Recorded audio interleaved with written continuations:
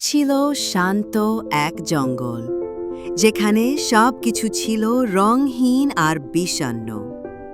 গাছ, ফুল, আকাশ সব ছিল ধূসর। কিন্তু সেই জঙ্গলে থাকত এক কৌতূহলী ছোট র‍্যাকুন, যার নাম ছিল টিকো। সে সব সময় ঘুরে বেড়াতো, প্রশ্ন করত আর জাদুতে বিশ্বাস করত।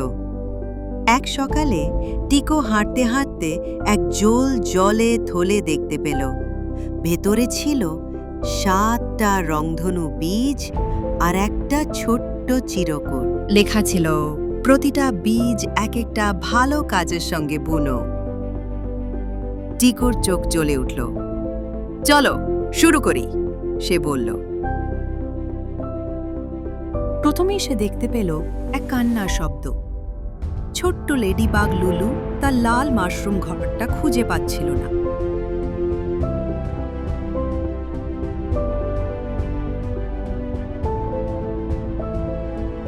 টিকো বলল, চলো আমি তোমাকে সাহায্য করি।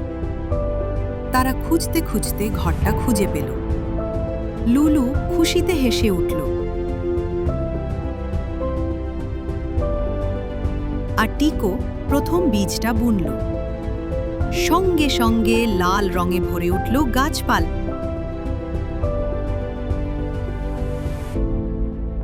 তারপর টিকো দেখল এক ক্ষুদে খরগোশ ববি, যার গাজর হারিয়ে গেছে।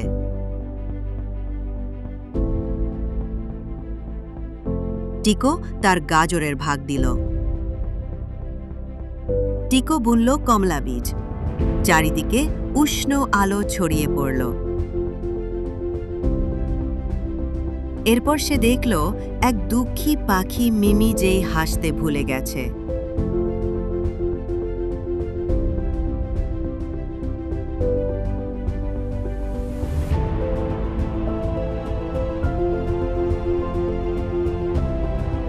টিকো একটা মজার কথা বলল।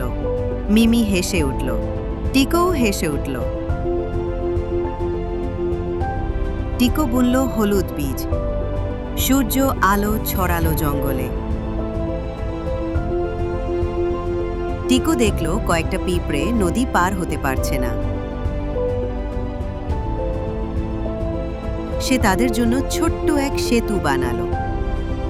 পিঁপড়েগুলো আনন্দে কাঁপল। নীল বীজটা বুনতেই নদীটা পরিষ্কার আর নীল হয়ে উঠল।